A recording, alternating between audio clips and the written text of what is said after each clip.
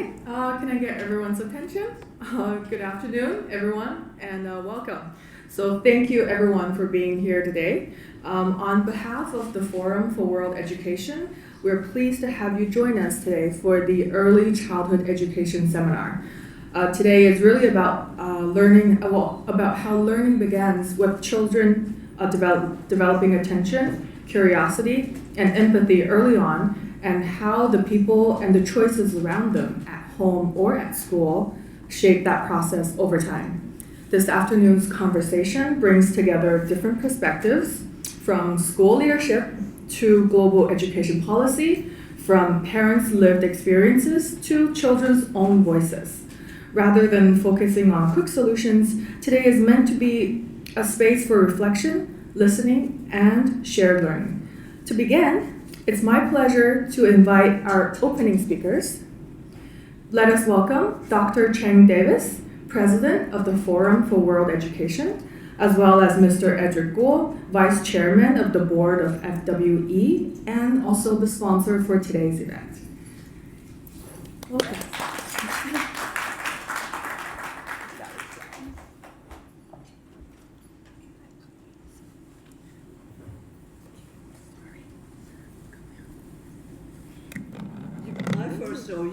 You first, of course you. I thought you first. You start wrong then. Okay, so good afternoon, and I just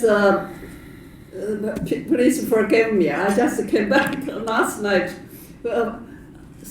15 hours on the plane, but I'm so happy I got home, and today we are talking about seminar about the parents' education. And the FWE has been working very hard to make sure parents' education on our agenda.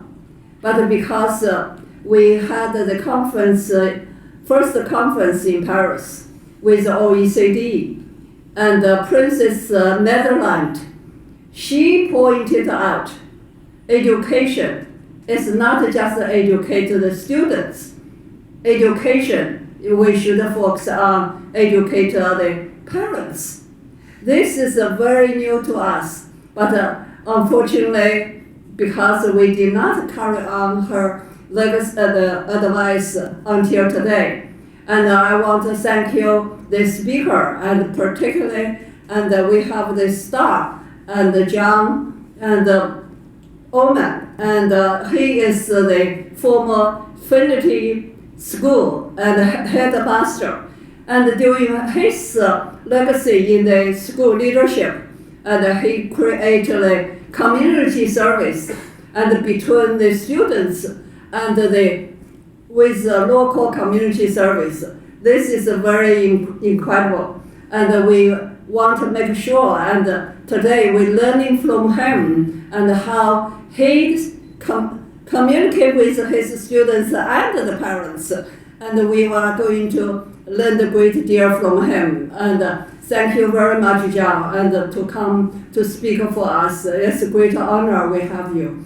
And then I want to thank you, our Vice Chairman and the board, Edric.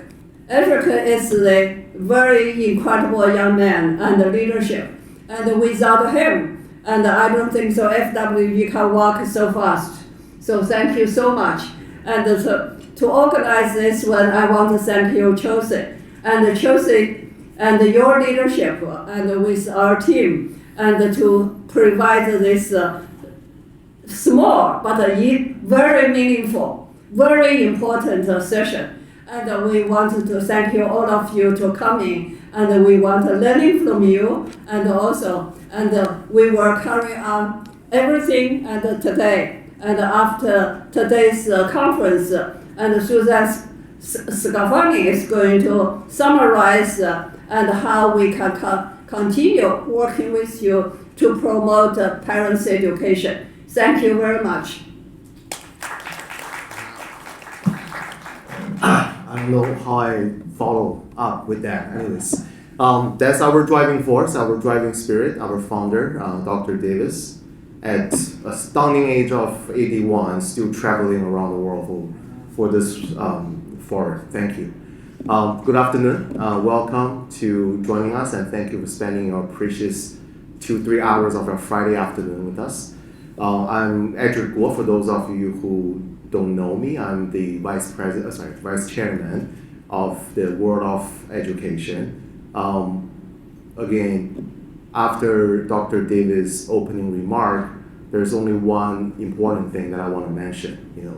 As a nonprofit organization, we do rely on everybody's help and everybody's kind donation. If you do share with us our mission and you do share with us our vision, there is a barcode somewhere on your table. Please scan that and make a kind donation. Of course, it's okay if you don't do it, but please at least stay in touch with us and get to know us and see what amazing things that we're doing. There's tons of it online. You can look at our website. And that my day job is an investment banker, so I won't be shy in terms of asking your money and your donation. But please do it. Before I go any further, today's topic is something that truly resonates with me. As a father of two very young girls, they're 5 twins. At home, me and my wife see every day how our input and our educational method, the approach that we take at home, shapes their personality, shapes how they become a human being, right? And come to think of it, that's really just shaping the future of the world, right? With World Education Forum, our mission is to bring education professionals, policymakers, business leaders, and parents all together and talk about important topics like this, so that we have an idea what we're doing at home, what we're doing at school. Is it a good fit for the future employment force? Is it a good fit for the future community? So today's topic, again, very much near dear to my heart. I'm sure it's the same with some of the parents sitting in the back. And again, thank you all for coming, and let's have a great show. And with further ado, I'll introduce my wife, Chelsea Guo, the founder, entrepreneur, mother of 2, and most importantly, my wife. Please. Okay. All right. Okay, thank you, Dr. Davis, and thank you, Mr. Guo. We'll now move into our first session. Well, please join me in welcoming Mr. John Allman. Mr. Allman brings more than 4 decades of experience in independent education, including 15 years at the Trinity School in New York City and 11 years at St. John's School. So over the course of his career, he has worked with students and families in every single role imaginable as a teacher, a school leader, advisor, and a parent, spending years engaging educators globally on leadership challenges in K-12 education. So he will open today's conversation by reflecting on how learning begins in early childhood through what he calls a learner's ABC: attention, bonding, curiosity, discovery, and empathy, and why these foundations matter long before formal academics take shape. Mr. Allman, thank you for being with us today, and the floor is yours.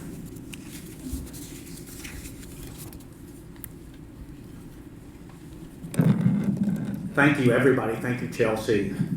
Thank you, Dr. Shin, for your wonderful comments. I'm so glad I'm speaking before the 2 boys. They're going to steal the show, I know. So I am delighted to be here, and I'm grateful to the forum for inviting me to visit with you. I prepared some work, so try to sort of make sure I can sort of hold up against those boys coming later. So, since 1961, my life's been all about schooling. First as a student, then as a teacher, a coach, department head, college counselor, principal, and for over a quarter of a century as a head of school and as a school parent.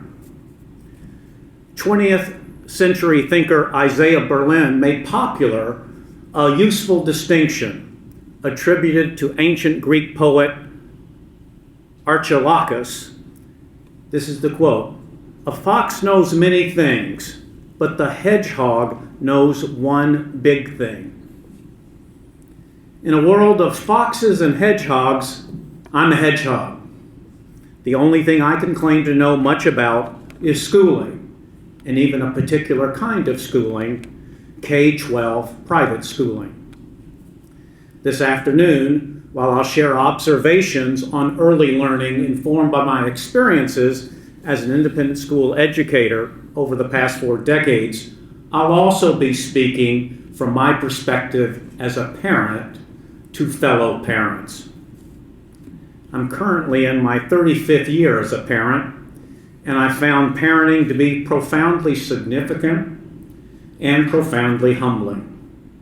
For years, quietly, while so many other parents seemed so comfortably confident, I pondered my own insecurities as a parent.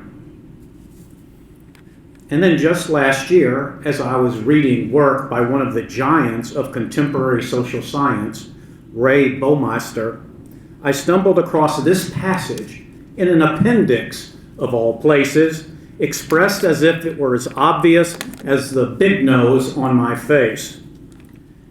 Quote, "Numerous studies have found the basic effect. Married adults without children are happier than married adults with children. These findings about the life cycle fit the simple formula. Marriage increases unhappiness, but having children reduces it." There it was. Having children reduces happiness of parents. The appendix ends on a note that's slightly more heartening, but not entirely comforting. And I'll quote again, "Having children makes life much more meaningful, even if it does diminish happiness." Wow. How did I miss the public service announcement cautioning that parenthood is a depressant? When you leave today's program, I hope that we will have helped you to be a statistical outlier in the flood of social science data indicating that parenting diminishes adults' happiness. I hope that you will have heard things that will help you to feel a little less anxious, a little less unhappy, a little more fulfilled by your efforts to parent your young learner. None of us will tell you that parenting or learning is easy or effortless, but there can be recurrent joy, fulfillment, and perhaps even happiness in parenting and in learning. I can still remember quite vividly the quiet panic that came over me as my wife and I drove home from the hospital with our first newborn child. What have I done? I asked myself as I confronted my comprehensive ignorance. And I'm so impressed that the forum is actually focusing on parent education. I got no education, formal education in parenting. I got a couple of sessions on birthing, but boy, how ignorant I felt. My uncertain initiation into parenting helped to make me mindful that very young learners often are depending on very young parents. The situation seems fraught with peril. The adults are inexperienced as parents, the infants are inarticulate and can say nothing of their needs. And few of us can recall our own infant experiences so we can reference what worked for us when we were tiny. And then there's our ego, urging us to shape our children into better versions of ourselves. And then there are our neighbors, ready to compare their perfect child to our less than perfect work in progress. And on top of this, there's a burgeoning parent self-help industry that fuels anxiety, offering parents what might seem to be sound advice if it weren't altogether so contradictory. Some experts tell parents we're too strict, others that we're negligent workaholics, we're overprotective, or we're inattentive to risk. With every second, we're squandering opportunities to enhance our child's future, or with every second, we're raising a child who will expect the world to bow down to his or her every whim. We're raising a neurotic perfectionist. We're raising a miserable slacker. We're raising an angel. We're raising a demon. What's a parent to do? and I'm not going to bury the lead here, this is my basic thesis. The wonderful news is that the start of a very good answer to this question of what's a parent to do is profoundly simple. We're called to love our children unconditionally. The loving, caring connection between parent and child, what psychologists call attachment, is the single most important foundation for a child's lifelong fulfillment. When our children are infants, this transformational parental love immediately expresses itself in all the ways we parents care for our children and attend to their basic needs: nourishment, health, hygiene, sleep. And parents are given the wondrous and fleeting, and there'll be more on that later, the fleetingness of this, they have the beginning of a wondrous opportunity to savor the moment-by-moment physical and psychological satisfactions of being engaged with their child, relishing the child's moment-by-moment radiant attentiveness in being with us. We love them by being fully present for them, attentive by a touch, gaze, smile, gesture, sound.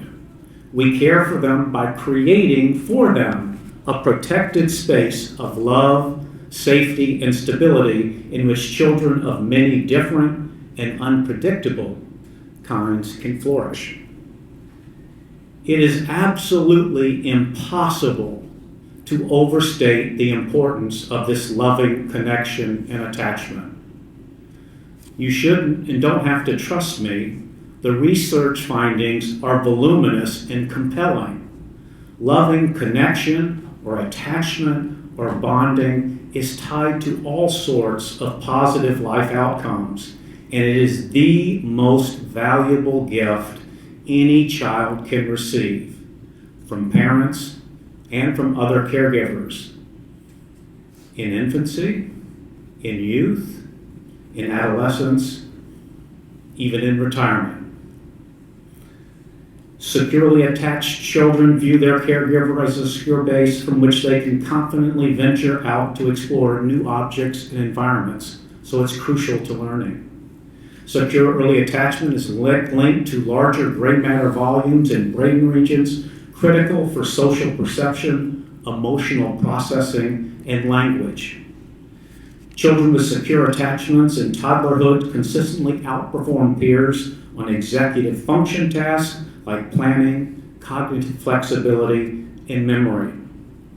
Securely attached children generally have lower cortical levels and a more regulated amygdala, preventing the toxic stress that can impair a brain's ability to learn more new information. Because securely attached children trust that they're safe, they show greater persistence, resilience, and efficacy when facing challenging cognitive tasks rather than giving up in frustration. Secure attachments allow children to manage their emotions effectively. When a child isn't consumed by anxiety or fear, their brain can dedicate more resources to higher level learning and concentration. And securely attached students are better at asking for help, making friends, and participating in collaborative activities. Of course, loving attachment isn't all that a child needs, but it provides a fantastic start. As your child grows within a home filled with love and care, your child develops what famed psychoanalyst Erickson called basic trust. That is, enduring feelings of security and safety that paradoxically instill courage and the desire to take risks and explore the unknown. This is just one of countless paradoxes and balances that characterize the challenges and opportunities that we face as parents. We're mindful of children's dependence on us as we strive to foster their independence and autonomy. We seek to shape their interests as we also provide them the room to express their own. It is the emotional safety and security provided and created by the intimate connection between parent and child the transformational power of parent-child attachment that provides the emotional and neurobiological foundation for a child's interest in learning, in exploring what for the infant is truly a vast unknown. The neurological growth fueled by these early explorations by an infant is truly miraculous. Listen to this research. In the first 3 years of a child's life, more than 1 million new neural connections, synapses, are formed each second, a pace never ever repeated again in life, in infinite combinations that shape the distinctive contours of each child's unique consciousness. Let me get that. That's 1 million synapses a second for 3 years. That's amazing. Try as we adults might to manipulate the direction and outcome of this massive and disordered neurological explosion in our children, experience suggests that our proper focus as parents is to care for our children more than it is to try to control them and design their personality. Here is how developmental psychologist Alison Gopnik describes the particular kind of non-controlling love at the heart of the unique relationship between parent and child. And I'll quote from this.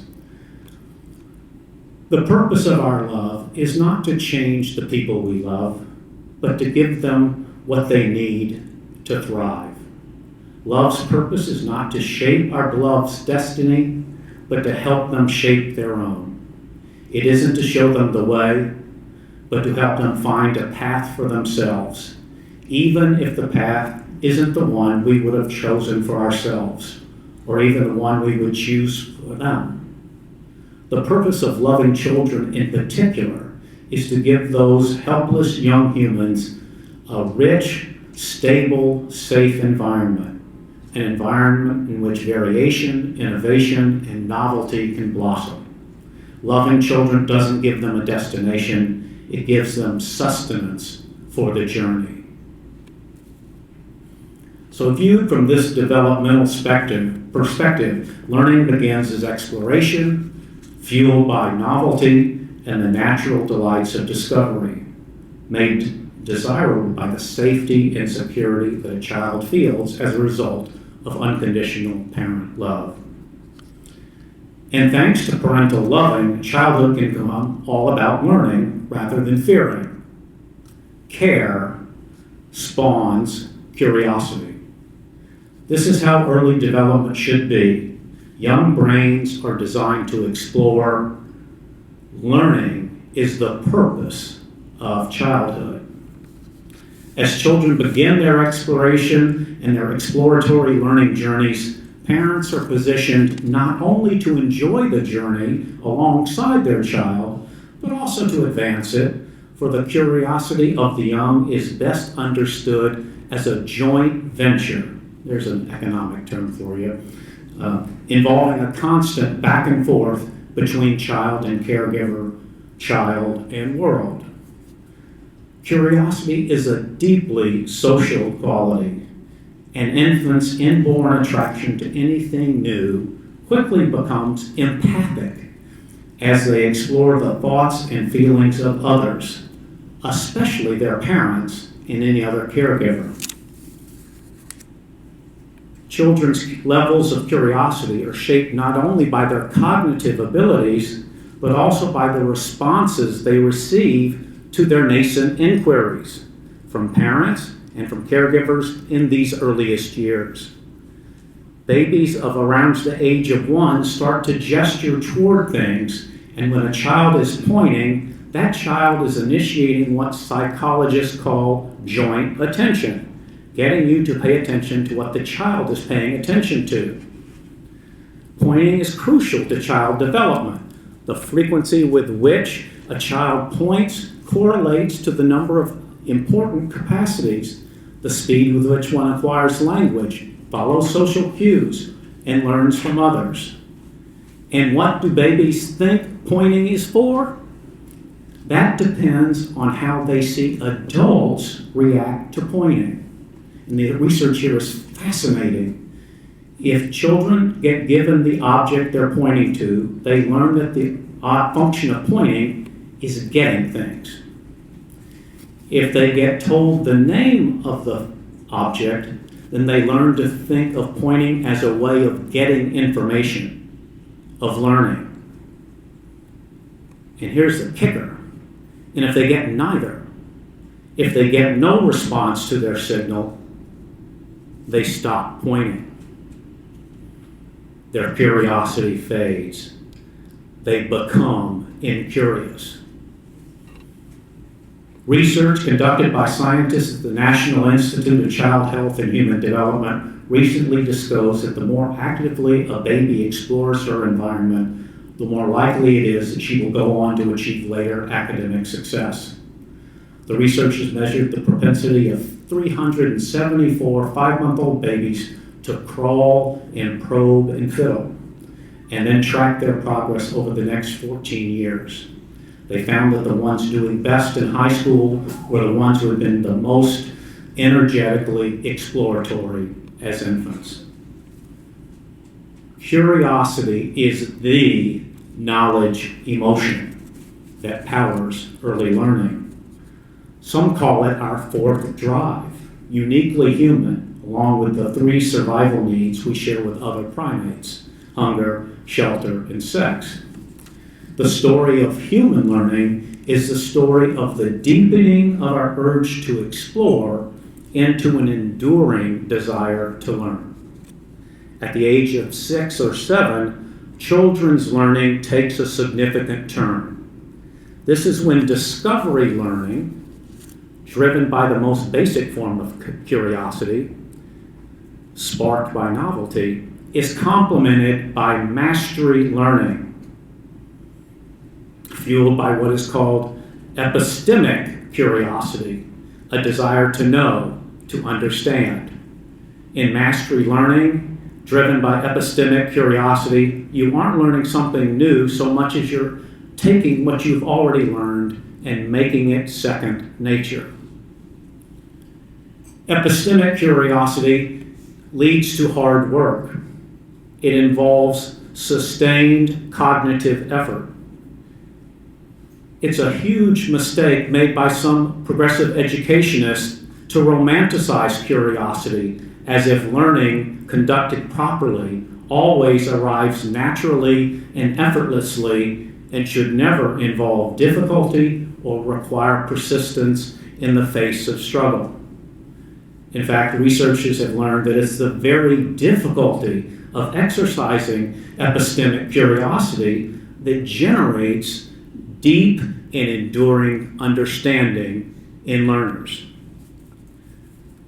The activities that promote mastery learning are different from the activities that promote discovery. What makes knowledge automatic is what gets you to Carnegie Hall. Practice, practice, practice. In this way, one can set in motion a powerful, virtuous cycle in which practice leads to competence and mastery, which leads to confidence and an all-important sense of self-efficacy, which in turn motivates more practice toward even greater competence. In their earliest years prior to elementary school, most children are motivated simply by rising to the challenge of a task or skill and don't need rewards or stars or lavish praise. This is called mastery motivation, and it's the form of learning most likely to lead to both engagement and persistence, and ultimately to confident competence. Mastery can bring with it recognition from others, which can not only strengthen a child's desire to do well and to contribute, but also reinforce the child's sense that she matters, that she's valuable to others, that she belongs. And when, through valued accomplishment, a child feels connected to and accepted within a larger group, a family, a team, a class, a school, the child will want to do right by that group. The child will cooperate, collaborate, sacrifice, attend to the needs of others, and in this way, the drive to mastery, sparked by epistemic curiosity, serves as an important driver of moral behavior. So, while curiosity brings with it all kinds of benefits, cognitive, emotional, moral, in school, at work, and in play, for the young as well as the not so young, the most important reason to cultivate curiosity is that it takes us out of ourselves and makes us mindful that we are part of a far greater project, underway for at least as long as human beings have been talking to one another, seeking to enjoy and make sense of the inescapable mysteries of human experience. Like wonder and awe, curiosity is a self-transcendent emotion that moves us away from a focus on ourselves and our own narrow concerns and opens us up to our environment and the wonders of the world and the people beyond us. Speaking of the wonders of the world beyond us, I thought it might be helpful if we conclude by stepping back just a bit, looking beyond the boundaries of early childhood, expanding our perspective to take into account the dynamics of learning as it extends through adolescence and the special window of time when your children are living with you. All right, so for a few moments, humor me as I invite you to participate in a thought experiment. Imagine your child in high school. Not just any high school, but a high school recognized for its excellence, populated with students of proven academic ability, intellectual curiosity, and tenacity. Its reputation as an academic powerhouse is not all hype and no substance. The average SAT of its seniors hovers in the mid-2000s, and year in and year out, its seniors matriculate to the finest colleges in the country. Unashamedly demanding in its academic standards, it boldly describes itself and its mission as an academy of exacting inquiry. Picture your child in such a school. Let's call it the school. Into this picture, introduce a respected psychiatrist of national prominence. He's been invited onto the campus of the school to answer the following question. What factors have the greatest influence on the success and happiness of the students in this highly challenging academic environment? To answer this question, this psychiatrist spends weeks on campus, interviewing hundreds of students, parents, and teachers.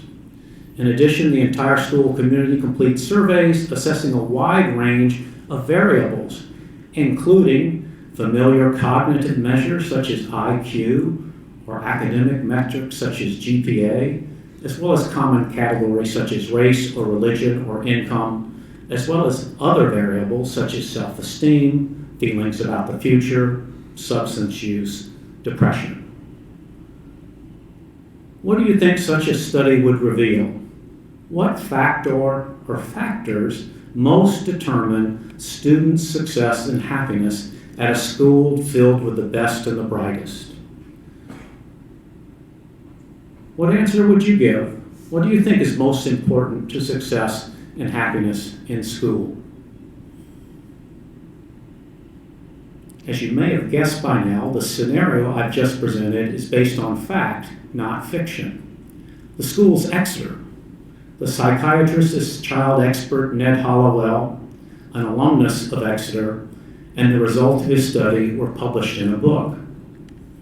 So what are the keys to success and happiness in a school filled with the best and the brightest? And now I'm going to quote from the book. From the huge amount of data, one factor emerged as the most telling. Connectedness. The students who did well had it, while those who didn't lacked it. We define connectedness as a feeling of being a part of something larger than yourself. on every measure of mental health and happiness that we used, as well as every measure of achievement. The students who did the best were the connected students. Those who were in distress were the disconnected. Specifically, the connected students were the least depressed, had the highest self-esteem, felt most comfortable with their families, were most positive about their education, used the least drugs or alcohol, felt the least stress, and had the highest grade point averages. In assessing connectedness, what mattered was the adolescent's perception, not some concrete formula, the prescription of what makes for a connected, for creating feelings of connectedness. Both parents did not have to live in the same home, for example, nor did the family have to eat dinner together. The family simply had to do whatever it needed to do to create the feeling of connectedness in the adolescent. No kind of school was best. All that mattered was that the student felt connected. So that's from the book. So Dr. Hallowell found that the key to success and happiness on campus or off in school or in life is connectedness. In times of crisis, it is this sense of connectedness that sustains us when we suffer loss. And amid the routines of everyday life, it is this same sense of connectedness that redeems the mundane and rescues us from terminal boredom. Tellingly, at either end of the pre-K through grade 12 schooling spectrum, we discover the profound importance of connection, of caring relationships, of vital engagement beyond realities, beyond our narrow self-interest. Comfortingly, for all of us parents, as our children mature and as their worlds expand, they encounter more and more sources of meaningful connection and learning. Teachers, coaches, mentors, role models, schoolmates. So we parents are not alone in our efforts to foster learning and connectedness. But while we're not alone, we're limited by the time we will have to enjoy our children. Fascinating research indicates that over a long and healthy lifetime, parents on average will enjoy roughly 20,000 hours of engagement with their children. That may sound like a lot, and it may feel at times more than enough time when you're exhausted by the efforts to care for your not always perfect child. But the startling news is this: of those 20,000 hours you get to spend with your children in your lifetime, guess how many you will enjoy after your child finishes high school? Of those 20,000 hours, 19,000 of them will occur before your child gets to college. Only 1,000 hours left to enjoy your child after they head off. So enjoy your time with your children while they are with you. They will become increasingly scarce. I can vouch to that. Just as they are becoming interesting young adults. 95% of your time with your children will occur before they are 19. By the way, if you were to ask Dr. Hallowell to list ways to support connection in childhood, he'd list a dozen kinds of connectedness that you can bring into your family's life that will foster a deep sense of connectedness within your family. I'll just list these quickly, and you can read his book and learn more about them. Of course, he begins with unconditional love and family togetherness. He then mentions friends, neighborhood and community, chores and responsibilities, 3, activities including sports, a sense of the past, the arts, nature, my favorite, pets, the world of ideas, participation in community institutions and organization, a spiritual life, and last, children's reflective awareness of themselves and their self-concept. And finally, if we were to extend our gaze beyond high school and look at lifespans, from childhood through old age, using the findings from the world's longest longitudinal study of human well-being, the Harvard Study of Adult Development, we discover a similarly compelling finding. More than anything else, and this is what this study concludes in 5 words, good relationships keep us healthier and happier. Period. Connection matters at every stage of life, not just for our children, but for all of us. That is great news for us, for at any stage of life, regardless of our past, we can find in the relationships we build with others what we need for fulfillment. Thank you so much for listening to me. That ends my remarks. Happy to take questions or comments or observations.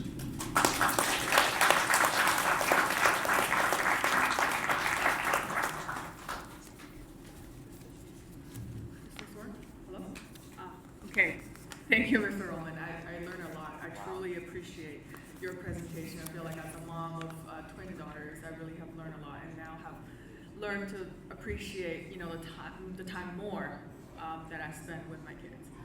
So we'll open the floor up to questions if anyone has any. And if you're in the back, please speak up so we can all hear you, or we can have someone send you a microphone. Thank you, John. I would say this is a pretty serendipitous and timing. You've got me very excited as well as anxious, and I am expecting father next week.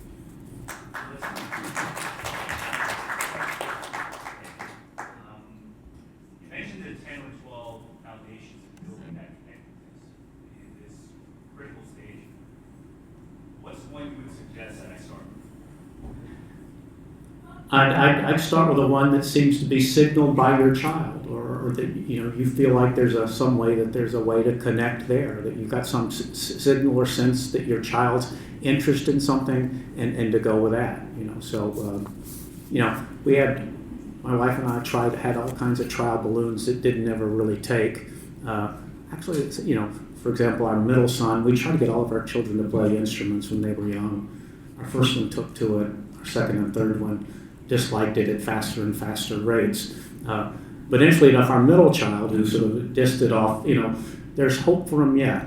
Actually, at the age of 26, he picked up the guitar and is now playing guitar, and actually is a pretty good guitarist. And I'm so proud of him of being a lifelong learner. That it didn't work at 8, but it actually something happened, and it did happen at 28. So again, it's a marathon. It's not a sprint. You just never know. And so I'm so proud of him now, just like I would have been proud of him at 8 if he'd done his scales, which he didn't. Follow-up to that, because I am a big pet person too. And so in regards to picking up what you're describing as the feel for what those foundations should be, were your parents pet people? Tech people? Pet. Oh, pet people. We got a pet eventually, so we had pets, but I actually became a pet lover as an adult. And that pet has taught me more about love than anything else I could possibly, unconditional love in particular. So I'm a huge believer in having a pet. I've got a golden retriever, Hudson, that of course my wife knows, is the love of my life. So I believe in pets. I've actually talked at one point of starting a school that required every student to care for a dog, because I think that's the way you learn how to care for others, is by being able to sort of exercise care on a regular daily basis and understand that care sometimes comes in some pretty unglamorous forms as well as some really wonderful forms as well. Thank you. Thank you for asking. I love talking about my pets. Yes. Hi, John. Thank you. My name is Victoria. I'm curious. I have a 21-year-old daughter, and let's say I apply the advice you just provided to us. Is there a point in her life where I can reevaluate at a certain stage in her life? For example, at 5 years old, at 10 years old, at puberty, for example, how have I done up to that point? And I'm talking in particular about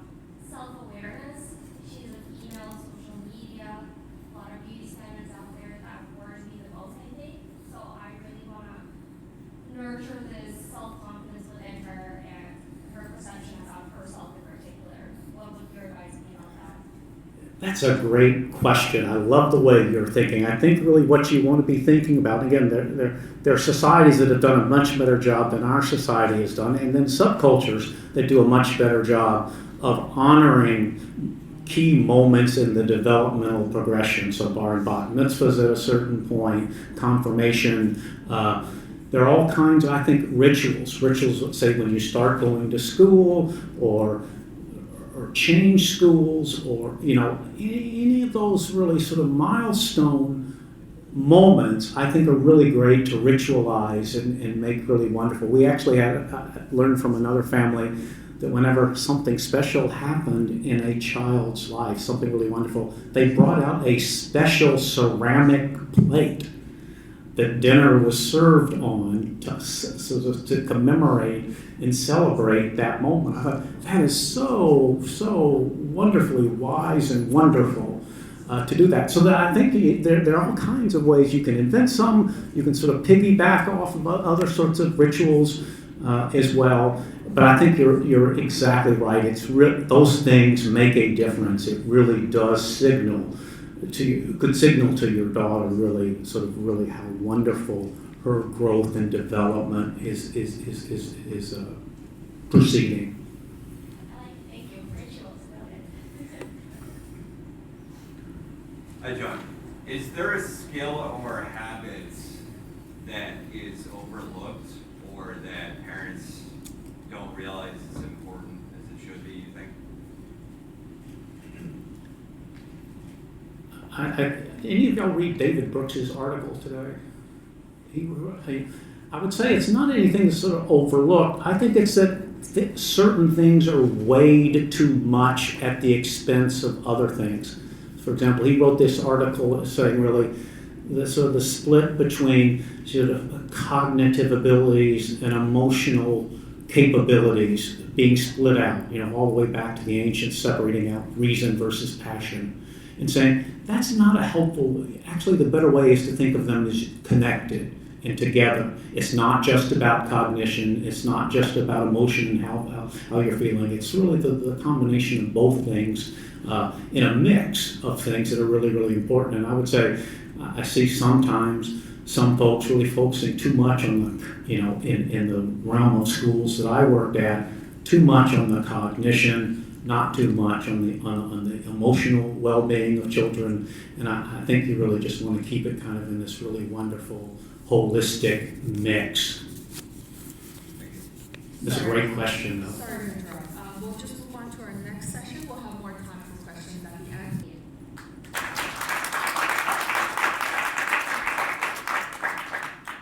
All right. Thank you, Ariel. Thank you, Alice. Sorry, I apologize for the little technical difficulty that we're having. But so our next session is actually our parent panel. And in this session, the panelists will share the values that they prioritize, the trade-offs they consider, and the decisions they make along the way. Our conversation will be led by Jane Wang, joined by Elaine Cho, Monique Arsenal, Dee Wu, and Azem Nesami. After each topic is discussed, we'll open the floor for questions and welcome participation from both the audience and our speakers. Jane, I'll turn it over to you, and if we can have some help setting up the seating program. So, as Lynn just mentioned, the purpose is really open discussion, and there's no right or wrong answer, and we completely respect all kind of parenting choices. So just put it here. And after do a few topics we will go through, and after each topic, you completely feel free to ask any questions. So instead of putting every question at the very end, we just we would rather just to as question comes, we will answer after each round of topic. And so here, this gentleman is Dee Wu. He is the head of education services, Shanghai, and Monique is the founder of Arch Group. And Nesimi, right? Nesimi, who is the vice president of capital markets of Univest Securities. Myself, I educated in China and Canada, and I used to work in portfolio management on the buy side. Now I'm a stay-at-home mom. So I'll do a brief introduction of each one, and as a matter maybe D, you can introduce. So your children's age, grade, what the interest, something like that, yeah. Hey, good to be here. I'm so glad to be able to talk to you guys, share a little bit of experience on my side.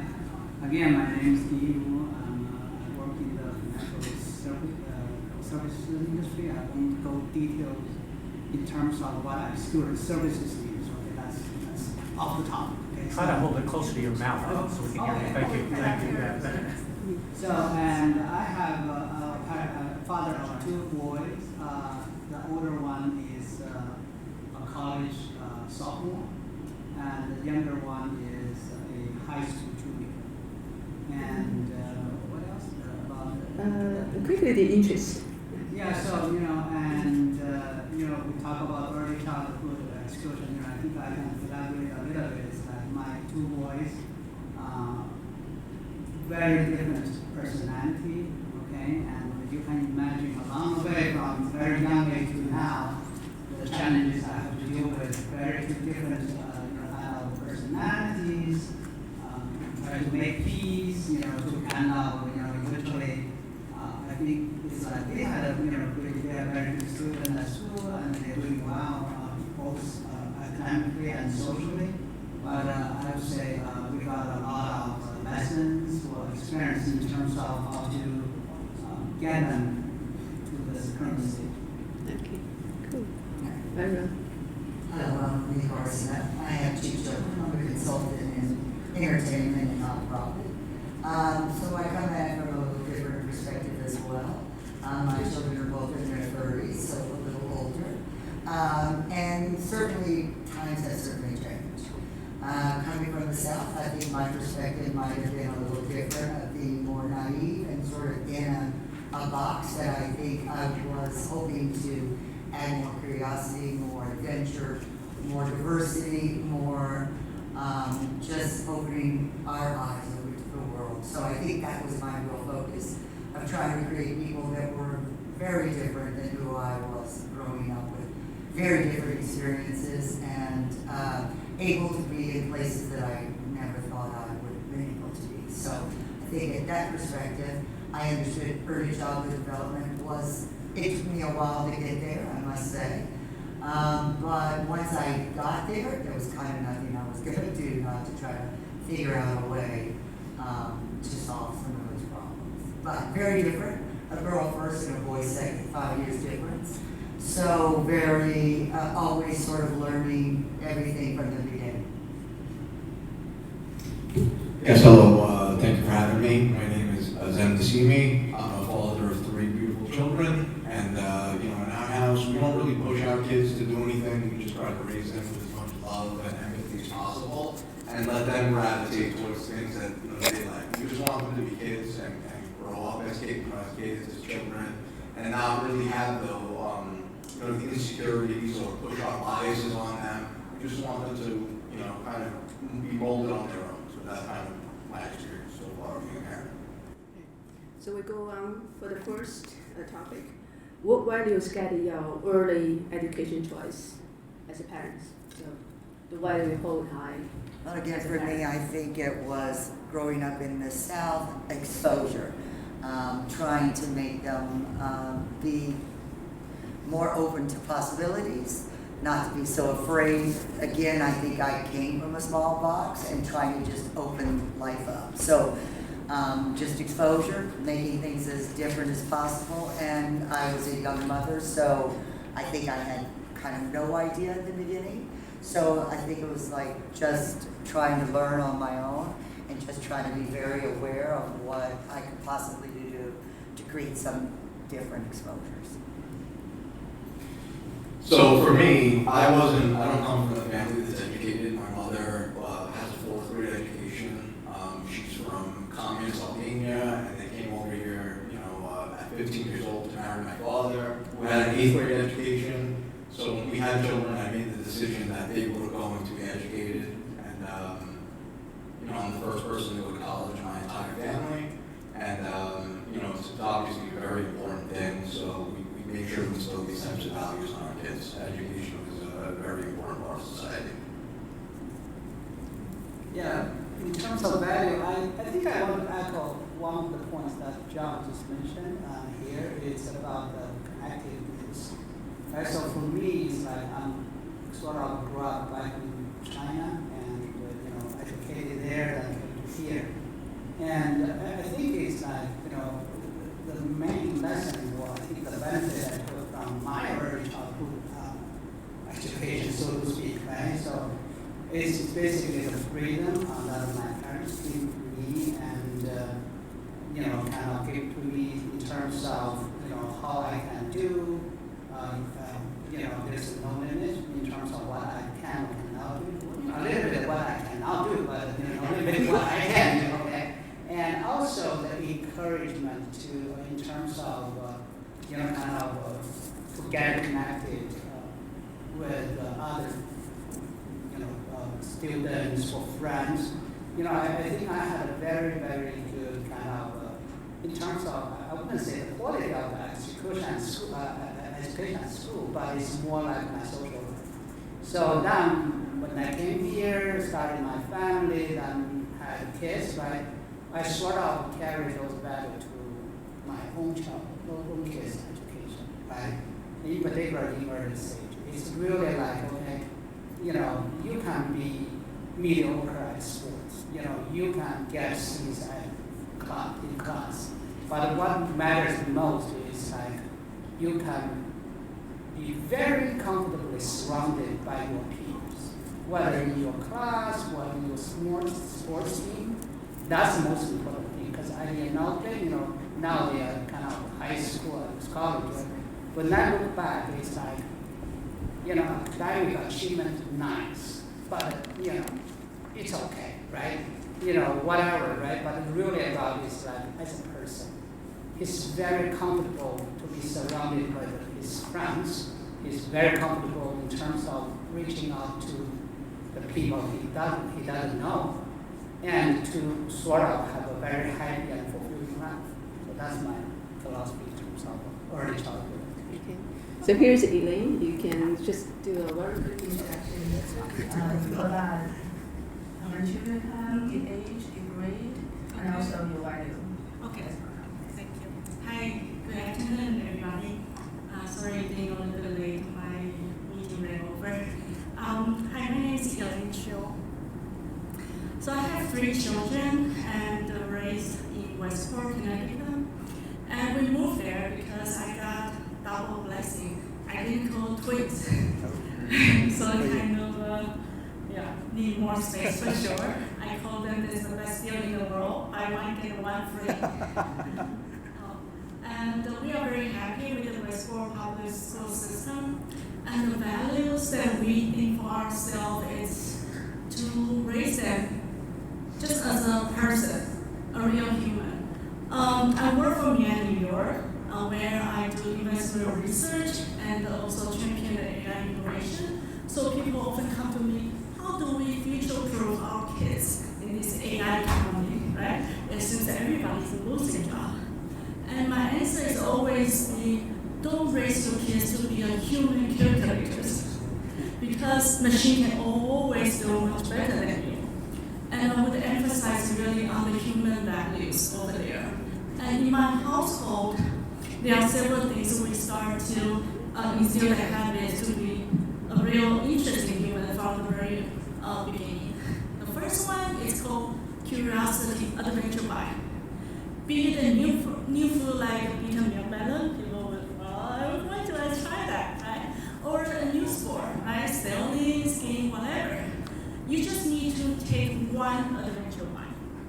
You buy into it. If you don't like it, it's fine. You don't have to do it forever, but you want to do it to make sure that, maybe you like it, right? So this takes away a lot of anxiety about not trying. The second one, I would say, name your price.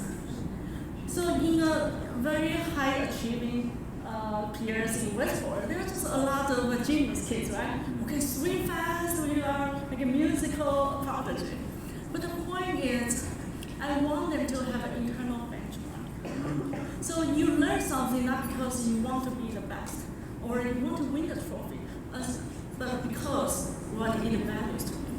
A perfect example is like swimming, right? You know, you don't want to be the fast swimmer. You don't want to spend hours a day to swim faster than everybody else. But it's such an important life skill. And this kind of philosophy to try everything and learn everything to have a more enriched life really paid off.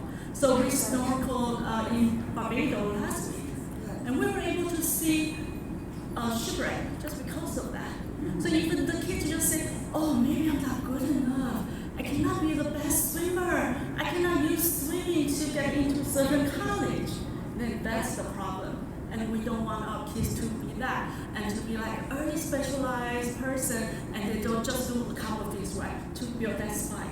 Like those educational consultants like to talk about. But that doesn't lead to a happy life in my opinion. So that's the third one. I would say the be real human about everything.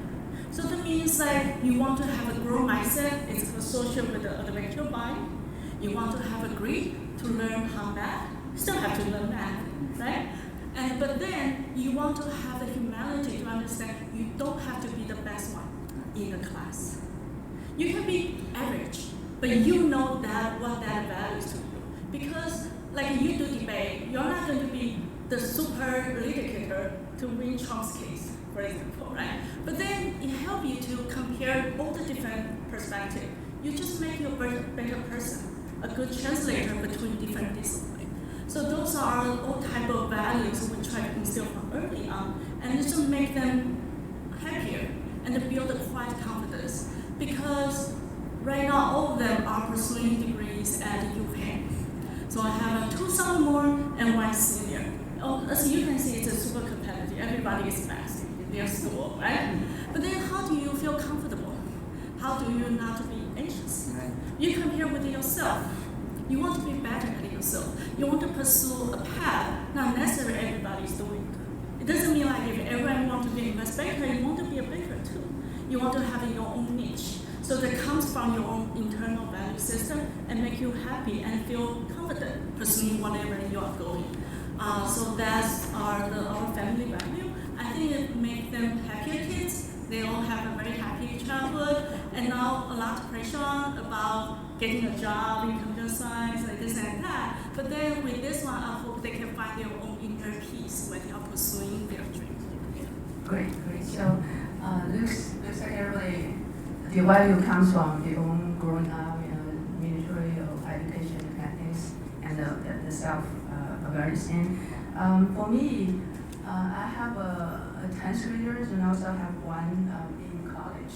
And I just in terms of value, I was gonna tell 1 example.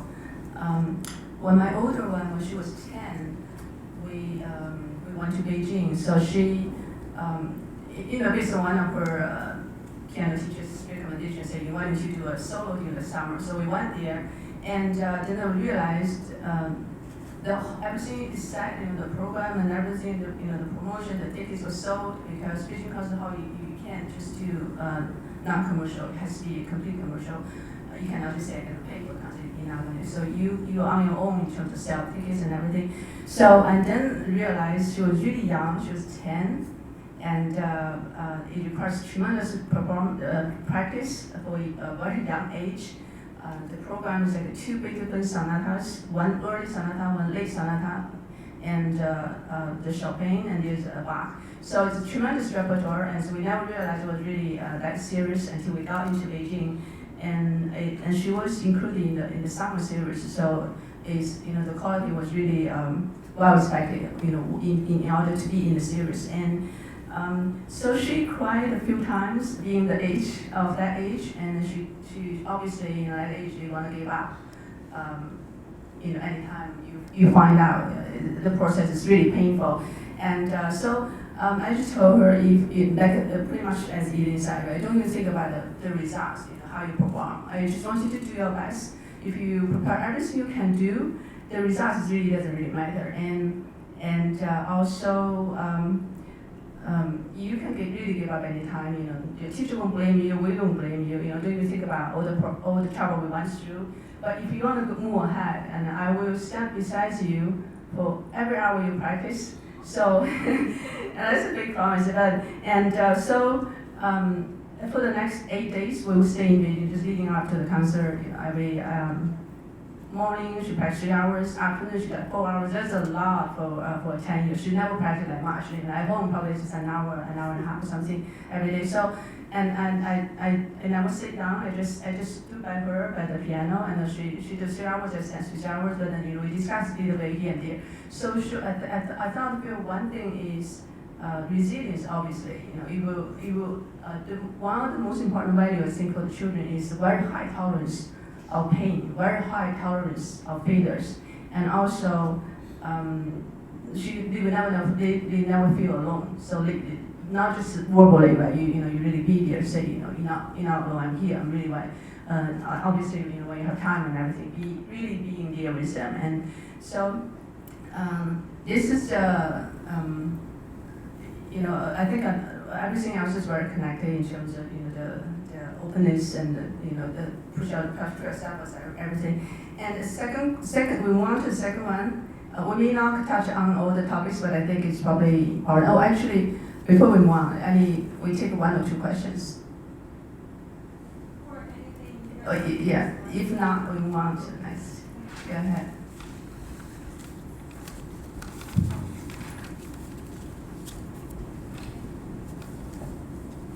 Hi, I'm Tracy Chambers. I have a 20-year-old daughter, and a million years ago when I was in college, my work study job was at a preschool, so I have some experience in that.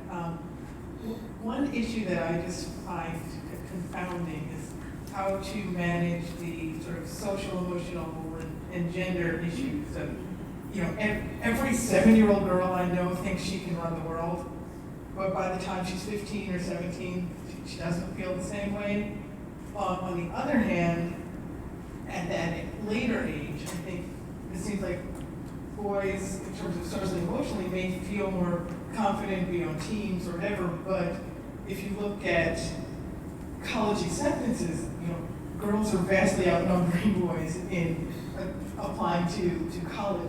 And I'm just curious if people have thoughts on how to sort of even all of that out, managing, how the kids feel about themselves socially and emotionally compared to how they're doing academically. They may be doing well academically, but not feeling good about themselves. And, how do we make things more even for boys and girls? So how socially? I can't imagine that that's even possible at this point, right? I think that just having a boy and a girl, they're just two entirely different. That they just approach it differently, and I just can't even imagine how we could even that out, in my perspective. One moment one's higher, the next moment the next one, then it flips depending on how, that last year went, or what worked and what didn't work, and what emotions worked and what didn't. I mean, I think people just change so much. And I think women right now are making their stride, maybe because we were maybe a little harder on women. I wonder how you're seeing women and men right now, even at that age, because it's tough. It was tough. And I would have to say that having a girl was harder than having a boy in a multitude of ways. But maybe I'm wrong. Do you have a comment on how that might be perspective for you? I think there are challenges for both. Yes, so hard. I wouldn't. Maybe just because I'm a woman. Context for either in some ways. Yeah. Although I do think that in my lifetime, the advancement of women's sports in K-12 education has been the best. Yeah, we women. did do that. When I first went to school, it was very diminished. And so I think that's been a leg up for girls. For girls, I think that's true. Sports did add value. I find something they really enjoy, like music, sports, theater, anything. You'd be surprised. I think number one is character development. Is that they really grow with whatever they're interested in. So, and the social will come along once they have something they really into. So may I ask one question? For the Asian parents, how do you deal with your children and or teenage and because they adopt American culture. But how do you fight with them, or how do you guide them? Right. And most Asian parents and successful raise your children and in this country, but how do you do it? And like I want to ask Jim, and you raised 2 daughters, and they are very successful.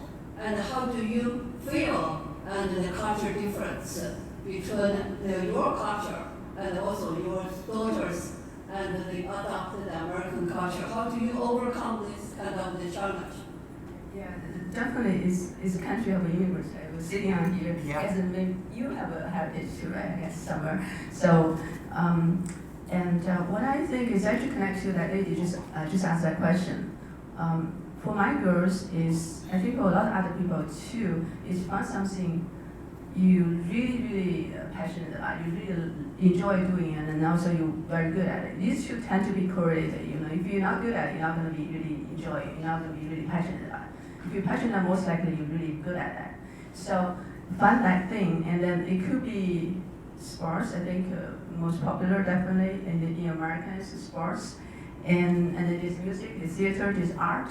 Doesn't matter what, even literature or philosophy, anything. They need that. They once they find something, dive into it. And for my girls, for example, they both of them musicians. So my older one plays piano and violins, the younger one the violins and flutes. And so for them, they don't spend tremendous time, but it's definitely the core to their character development. So they really develop their own character as they pursue music in with different musicians, collaboration and everything. And through this, I don't know if it's unique to them or it's maybe to other Asian or other immigrant families. If you do something relatively in a deeper level, in a relative higher level, then you kind of earn certain kind of respect. So obviously you need to be really involved. You say, okay, I'm not just going to play in Carnegie Hall, playing here and there, and then just everything is outside school. You want to be very involved with your peers, right? Every school has bands, has orchestra. Every school has certain kind of talent show. Every school has certain kind of festival. I assume most of them have certain kind of one form or the other, do some kind of activity. So just because it's school talent show, think okay, maybe let them skip it. So I never let them skip any one of the school musical events. Doesn't matter what, even during the COVID time, it's on Zoom, and they still play on the Zoom. So even it doesn't carry any weight in terms of like you said, like I really mentioned about college application and everything. It had nothing to do with college application, but I thought if anything you can do for your school, you should do it. And if you do enough, all the other children will see, and somehow subconsciously you accept your reputation, your respect, and everything. And so they luckily didn't really expect much of. In terms of hurdles, in terms of other people thinking they differently. And it could also because music is universal. So I think once they play, they don't really feel, are you Chinese, are you Japanese, are you Korean, or even the same face, right? Or like, oh, are you, from Europe or anywhere? So, so in that sense, you like blur the line of, you American or Chinese American, or are you a French American, for example, right? So you kind of blur the line because something else is universal, right? Like music, for example, right? Or sports could be universal, and then people will focus on that part of you.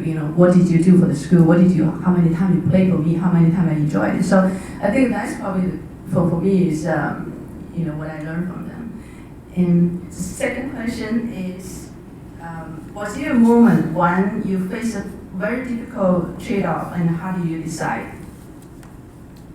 So actually, me and my wife were approached by the school my daughter's in to skip her grade, and we decided against it because we felt strongly that it would inhibit her her social world, so to speak. She has a lot of friends. We didn't want to uproot her from that, and we didn't think it would make that big of a difference, frankly, going one grade in elementary school. From a cognitive perspective, I suppose I'm not an expert, so maybe there are people that would would, but we thought the trade-off for our social world was much more important than just our student grade in elementary school. So that's one trade-off that we made. No regrets, right? No, we don't regret it at all. No, That's a good decision. Yeah. That's a good decision. I think for me it was more community driven, deciding between the community schools and public versus private, and making that decision because I felt like that was a moment of change, and realizing that for what we needed private schools. So understanding the difference between the structure of what that brought, I thought was new for me, and so that made it difficult, and we did choose private after that. Understanding the difference, taking them out.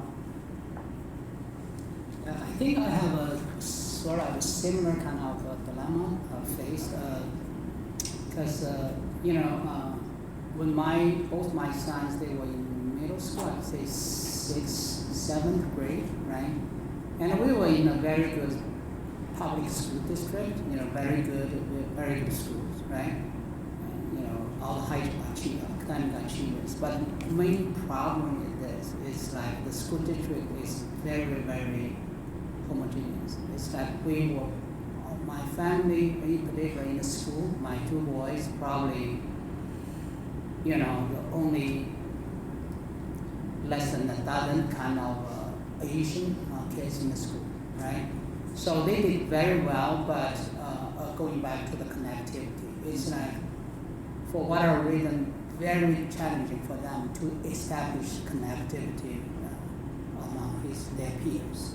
And one particular lesson or observation I made in particular for the sort of young parents here or to-be parents here, is like middle school. Oh, it's the worst. It's the worst. It's the Okay. worst. Let me put this way. Okay. It's the worst. Elementary school, fun. Small kids.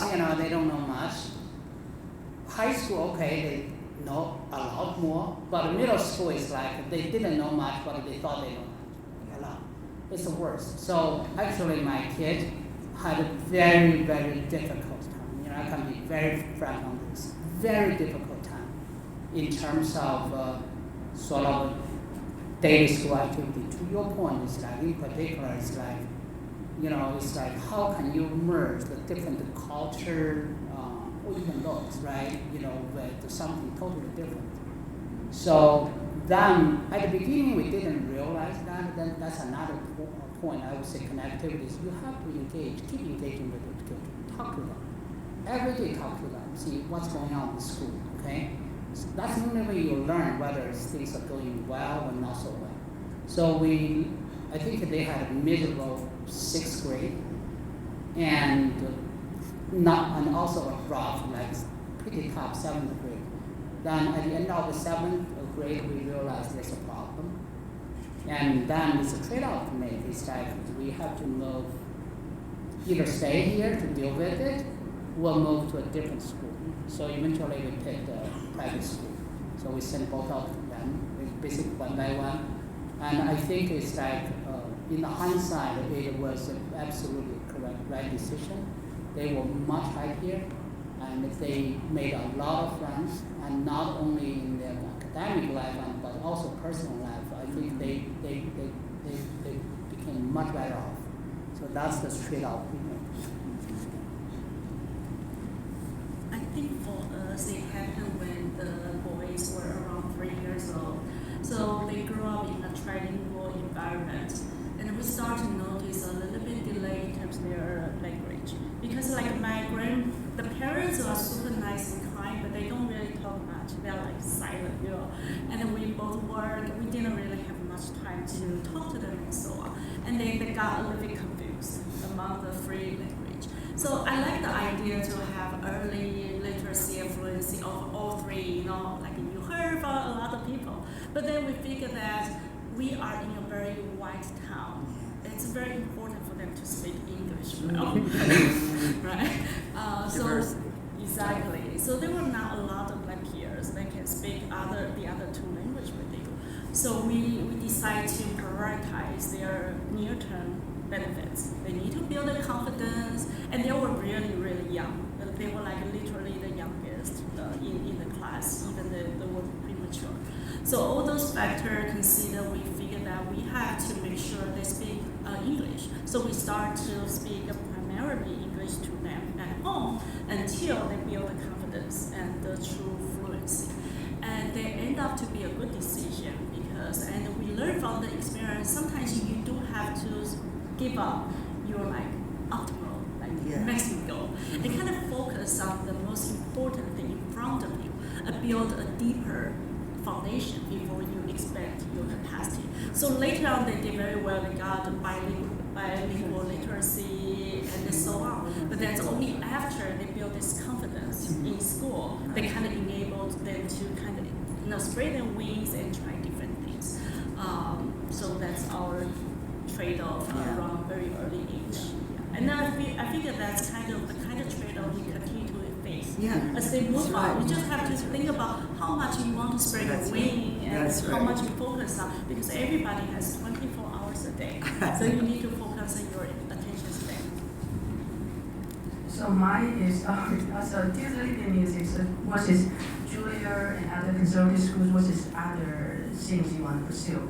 So not to say, I mean, for people really want to do full-time musician, and then if your children happen to be one of them, then it's definitely go ahead with it. So for both of them have a little bit other interests. So musicians is actually very interesting work. It's vertical. You really don't really need to know anything else. You don't even need to know the word president actually to do very well, right? So you really in your own world, you need to know a little bit philosophy, literature, less about it, right? So, but they want to venture out. So when they reach to about 11, 12, they always have the decision, and then their friends are going to the audition, the friends are going to different music conservatories, and the teacher will recommending. So for them it's a decision. But then if your children get too old enough, you realize Saturdays, right? Saturdays are the music schools, but then if you want to compete in anything, you want to do speech, math, science, physics, anything, everything happens on Saturday. So it's really a choice. It's a trade-off. And then if you do music that's definitely not a wrong choice. Like I said, it's really individualized, right? You can have very fulfilling life and a very happy life too. But for them, they have, they want to think. They thought, do I really want to just not be able to explore anything else when I be middle school or high school and just doing one thing? So they thought, then I might regret. So I still don't know the decisions right. So they both do a little bit more on the speech. So. And in terms of, like they decided, you took college application and thing, I would think probably Juilliard or other music conservatory have been more helpful than, like for example, speech and debate, is unless you're a national state champion or something like that, right? But for me, for them also, I think the most important thing you didn't mention a little bit is the skill.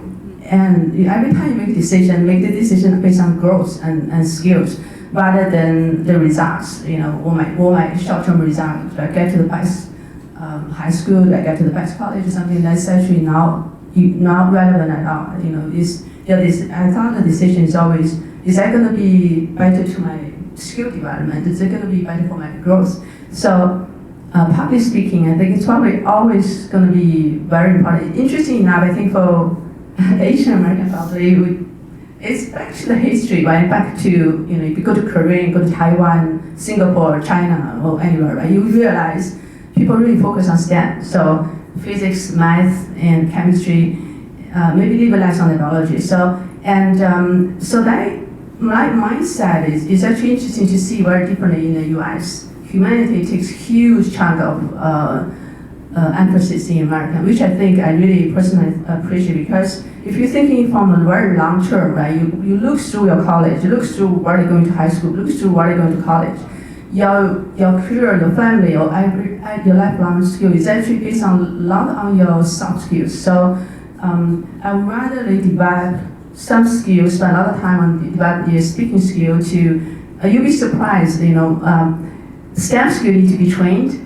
No matter how articulate you are, no matter you think you're the best speaker, you still have to be trained to be very good at public speaking or critical thinking. Everything can be trained because brain is a machine to be trained. So I think not a lot of people really realize it. Mostly you think, okay, mathematics, yes, I do so much, so many problems that I will be, I'll be proficient in a certain level. But same things, it is really the same logic for humanities. And suppose both of them, they decided to do speech, and I don't know exactly when they're going to read right now. I will even trying for Julia or other schools. So, but I do think in the long term, and the training will be very, very helpful. So for me, it will be definitely go for the growth every time you have a decision to make. And we can take one more question. No? Okay. I guess we'll move to the next question. Is looking back, what early experience do you feel had the most lasting impact?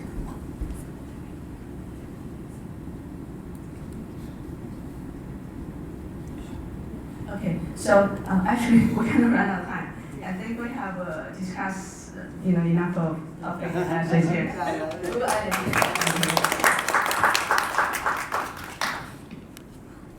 Yeah, thank you so much. Thank you. I'll take it. Yes, thank you. For your inputs. So next, we'll broaden the lens and turn to early childhood education from a global perspective. For this session, it's my pleasure to introduce Mr. Andreas Schleicher, Director of Education and Skills at the OECD. Mr. Schleicher is currently in France, so he'll be joining us virtually today. In this session, he will share why starting strong in early childhood matters and the long-term risks when early foundations are overlooked.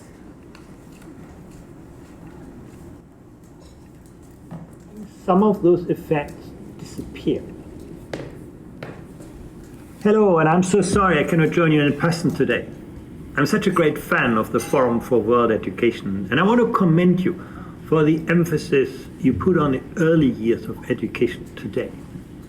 We all know how important those early years are for our future lives. If you come from a privileged background, you'll always have open doors in life, Someone is always going to help you, even if you didn't succeed so well in education. But if you come from a disadvantaged background, you often only have one single chance in life, and that is, finding great people around you who help you develop yourself, your own skills. And if you can't find those people at home, then early childhood education and care becomes so critically important. And it's not just, being in a childcare center. Today we need to see how we can move from access to quality and from care to education. You can see those effects, for the United States. Now we have looked at synthesis of longitudinal data and can see the effects of targeted programs for disadvantaged children in the United States. What those 4 programs have in common, that they put a strong emphasis on the children's social emotional, but also their cognitive development. So these are not just care programs, they're very much educational programs. And then you can see, the effects are clearly visible in the early years. Not surprisingly, you support those children, they develop faster. Then, maybe a bit more surprising, in schooling, some of those effects disappear. Other things, wash them out. But then they resurface later in adult life. We can see that the adults who participated in those programs early in their lives have sometimes, 25% greater incomes and a lot of other kind of social outcomes. And that has also to do that, some of the skills that are most important in adult life today are learned best early in life.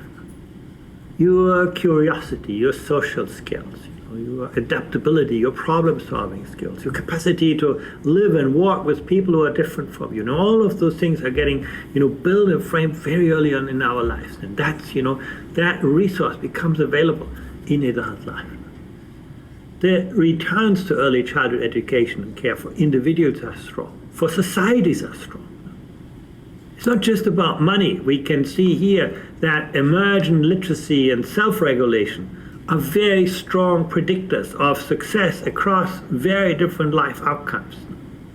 You can see, for example, here on education attainment at school. effects of emergent literacy, very, very strong, of self-regulation, health outcomes. You can see, emergent literacy, emergent numeracy, self-regulation, very strong predictors for people's health outcomes there. And then, well-being and later social economic status. Also that very, very importantly related to what we do early in the lives. So there are clear relationships with emergent numeracy, pro-social skills, including empathy and trust and non-disruptive behavior. There's one more slide I want to show you. At the OECD, we always measure student success at the age of 15 with our global PISA assessments.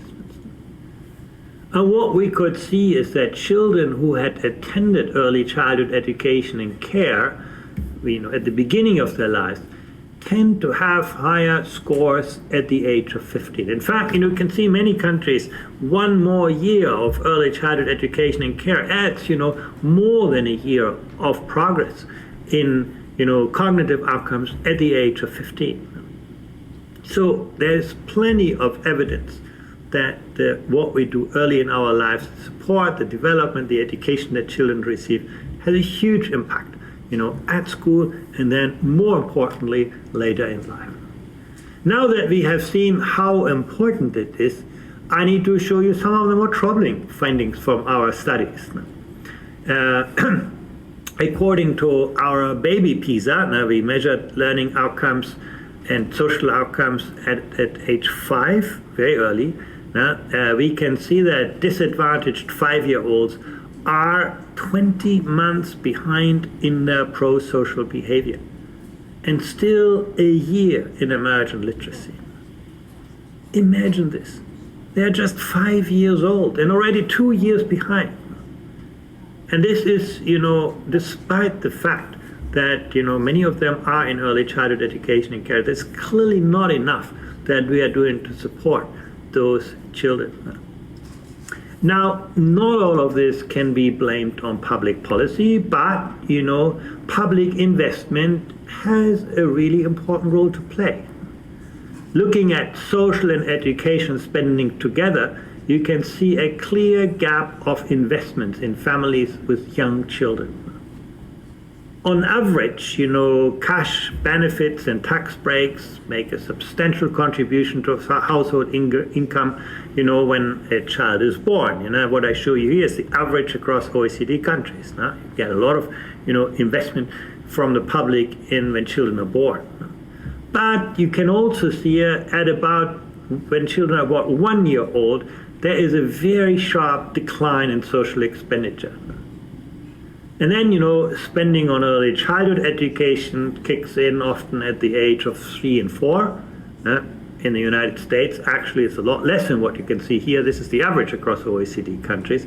And then afterwards, we spend lots of money on school, but that's often far too late. There is, overspending later in, the lives of people and a clear underinvestment early in the when children need those resources most. Of course, what you can see here is the OECD average. You can break that down by country, and you can see that countries differ widely in the resources they devote to the early years. Here we measure this in terms of spending per child in pre-primary education. Now, you can see in Luxembourg, there's more than $25,000 going into every child. And but in Romania and Turkey, and it's often less than a fifth of that. We also see significant participation gaps. That's also important. So you can see a lot of variability in spending per student. The United States comes out quite well, spends more per child than on average across OECD countries. But remember, participation rates in the United States are very low compared with most OECD countries. The United States compares more to Mexico, Colombia than to Finland and Sweden or France. And again, we can also see important participation gaps. You want children from disadvantaged families to have the best childcare support because they need it most. I highlighted this already. But what you can see here is for most countries, the youngest children from disadvantaged families, here marked in red, have much poorer access to early childhood education and care than those from wealthier families, marked here in green. That's, is quite disillusioning. We hope that early childhood education will help, mediate some of the social differences. And in fact, it often reinforces it because children from more privileged backgrounds have better access when they are very young. This is the age group 0 to 2 years. So that is, also one of the contributing factors to the large disparities that I showed you at the age of 5. But it's not true everywhere. No? You can look at Denmark, where children from poor families have better access to early childhood education than children from wealthy families in most other countries. And, you can see that the performance gap between disadvantaged and advantaged children at the age of 5 is huge. Not surprisingly. That's, often to do with access and quality. But I also want to highlight here that, this performance gap between the advantaged children marked here in yellow and the disadvantaged children marked here in green, this large performance gap is not written in stone. We can see, for example, where parents are involved in early childhood education, where they read to their children, where they invest in their social and emotional skills, you can see disadvantaged children do as well as the average child. So you can see where families and institutions work together to support children, the most disadvantaged children can actually achieve the same literacy numeracy outcomes that those from the average household. But it's getting more interesting than that. Where you add strong home learning environments and parental involvement, the most disadvantaged children do as well as those from the most privileged backgrounds. In other words, we have many tools to create a level playing field if we join forces between the early childhood sector and families. And there's also a responsibility for early childhood education to reach out more to parents, to build support for parents on how they can support their children at home. These are the people of trust. It's not just about what do I do in the childcare center, but also how do I help, parents who often have their first child, with how to, nourish it, develop it intellectually, develop it socially, emotionally, deal with, issues like technology. Now, when I say, early literacy, numeracy, social emotional development, it sounds, oh, this looks a little bit like school. It's getting tough on children. But, we found in our baby PISA of 5-year-olds that children are actually great promoters of early learning environments. Children like many things about being at kindergarten. Fewer than 1 in 1,000 children said they would prefer to be at home. So these environments actually matter to children. They enjoy being there. Children were also fairly consistent about what they like to do. Playing, making and creating things, but also learning, was among the most popular choices among children. It's not a misery.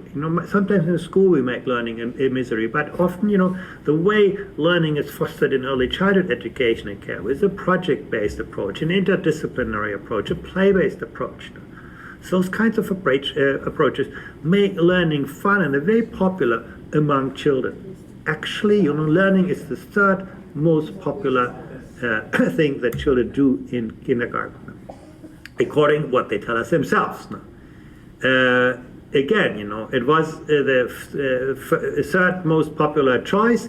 Girls were slightly more likely than boys to enjoy learning most, as were children from advantaged backgrounds, not surprisingly. Let me come back to children when they get older, at age 15.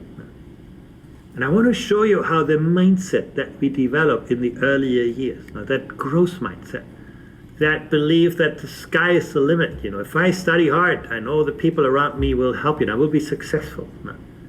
That growth mindset in a student population is one of the most powerful predictors of the success of an education system. On the horizontal axis, you see the growth mindset. On the right side, you see countries, where students believe, if I study hard, my teacher's going to help me, I'm going to be successful. Now, they believe in themselves. They believe in their ability to overcome difficulties and challenges.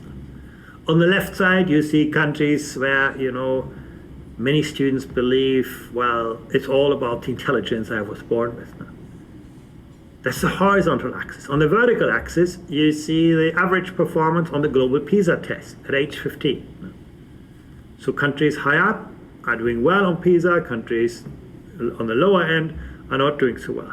And what you can see here is, in general, education systems are far more successful if they develop that mindset of growth that we develop best in the early years.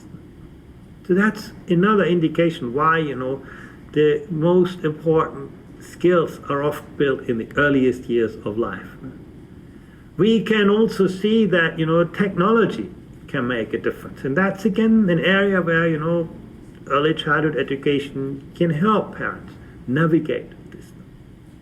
And, some people believe, well, more technology is better, but, the picture is quite mixed at age 15, when we looked at students' use of digital devices and their creative thinking skills. We could see, a little bit of technology is associated with better performance on the OECD PISA creative thinking test, but, where technology became dominant in classroom settings, performance got worse. Of course, that's a correlation here. It's very hard to unpack the causal nature underlying this, but, overall, you can see, it's about, moderation here now. When this is about weekends, you can see, technology used by teachers, by students, can be for learning, can be a positive force, but again up to a point. But the other, dimension is also clear. This was about technology for learning, but when you look at technology for leisure, you can see the line only slopes downwards.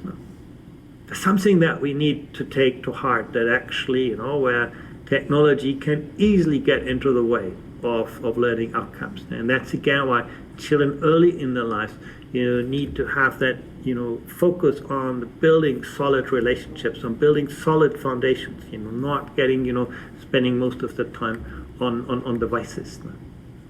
So if I sum all of that up, we need to do better to address some of the barriers to both access and quality in early childhood education services.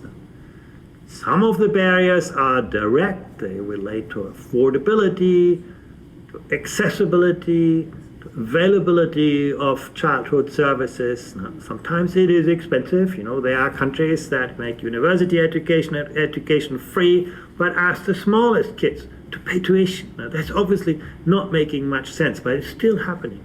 There's often still an important financial barrier. You can see in the in the box, participation in early childhood education depends far more on household spending than participation in school. So that's, I think, an area. But also we need to think more about the indirect barriers, and they often come from limited access to information about the services that are available. That we can do a much better job in ensuring that parents know actually what kind of services exist, what their role is, what they're important, what the quality is now. And sometimes we have barriers that reside from the complexity of administrative arrangements. It is complex to apply for funding and so on, or simply from a lack of awareness of the benefits of kindergarten, or low levels of trust in the quality of those kinds of services. So those are things that we need to work on, overcoming those kinds of barriers, which are not of a kind of financial issue alone. So there are 4 priorities emerging from all of this. Now, first, we need to expand access, but prioritize quality. And in the case of the United States, access really still is a big issue now. And we know also the process quality matters a lot, because curiosity and self-regulation, they grow through rich interactions, not just through enrollment. We need to invest in the time of educators, their capability. Continuous professional learning is very, very important at that. Strengthening family engagement and cross-sector participation to ensure continuity of support. Again, children spend most of their time at home. So the more we can do to support families at home, the more likely we're going to see better outcomes. And then, use digital tools to enrich exploration, but do not replace, play-based relational learning. Education is not a transactional business. It's always a social, relational experience. So those are the kind of things that we can do to support our youngest and our children. And once again, what we do in those early years is the foundation for the growth of people later in their lives. And it's a foundation for our societies and economies.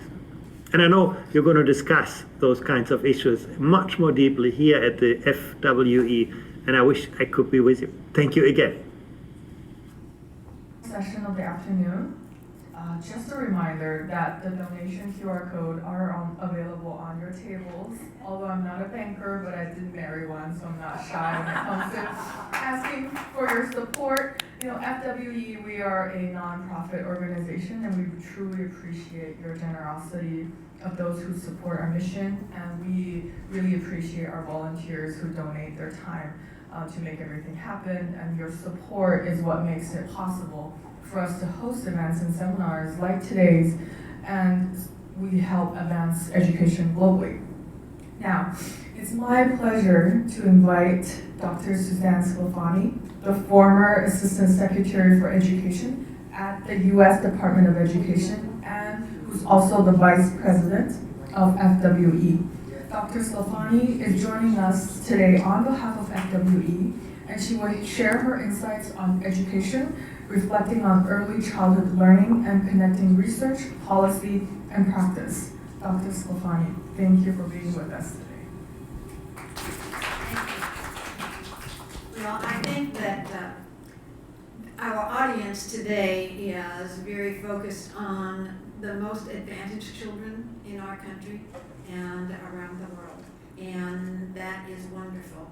But I'd like to bring us a taste of reality to our discussion today, because unfortunately, as Andreas was saying, that is simply not the case for so many of our young people. And I think that our country, as well as the world, faces a number of challenges because of what happened during COVID.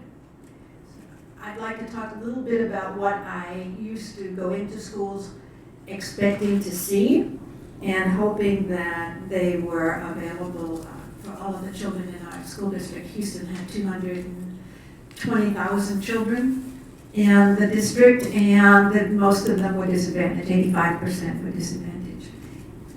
So it became even more important for us to ensure that they had the opportunity as young children to come into an early childhood program that provided them with the kinds of experiences that Andreas was talking about. So first of all, that the program was child-centered. If you walk into an early childhood program and you see children sitting at desks all doing the same thing at the same time, walk away, because that is not good for the children, and it is not a good example of what early childhood education should be. When we talk about developmentally appropriate, what that means is that the activities that the children are engaged in are appropriate to their age and their experience. And that means that what we expect to see in those classrooms is children at play and exploration. We expect that they're working collaboratively in some cases, working alone in others, pursuing their interests, getting excited about what they were doing, and in the best classes there'll be different centers focused on science, or focused on puzzles, or focused on homemaking, or focused on painting, the arts, opportunity. Well, we just lost the microphone, but there we go. Focused on the things that will enrich them. Curiosity development is, as we've been hearing all day, a critical piece of young children's education. We know that they need to develop their social and emotional learning. And frankly, since COVID, this is one of the most difficult things. If you have time after this session, talk to Bo. She's Monique's daughter. She's a behaviorist. She works with early childhood programs. And what she is seeing now with the use of technology as a babysitter, frankly, is frightening. What we know is that we saw the Bach boys. But I wish they were here because their parents need to tell us, how did you instill in them this love of curiosity, this love of learning? Because yes, they talked about their use of technology, but they learned to use technology to further their understanding. And what we see now, particularly with 2- and 3-year-olds, is that the technology is a babysitter.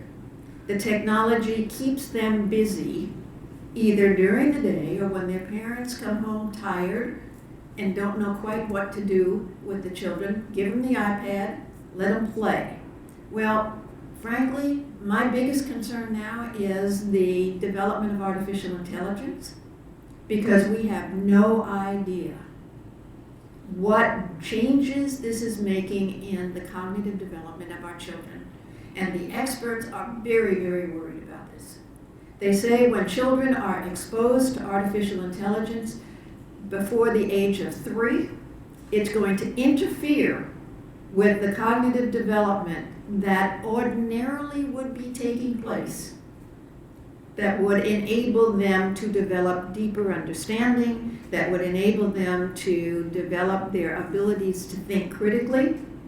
Because as we know, the game makers are only interested in selling their products. They're not concerned about the impact that this is having on our children. And in fact, a recent study that I read says, do not allow a child under 3 to use any toy that includes artificial intelligence by himself or herself. It's one thing if the parent is sitting there with them and can mediate the experience, but for the child to simply follow the directions given by the chatbot or the toy is very dangerous to their cognitive development. And it's something that I think we all need to worry about. The other major challenge that we face is who's teaching our children in our early childhood programs? What kind of education and development have they had experience with? We pay them the least. Many places only require that they've had most 2 years of education beyond high school.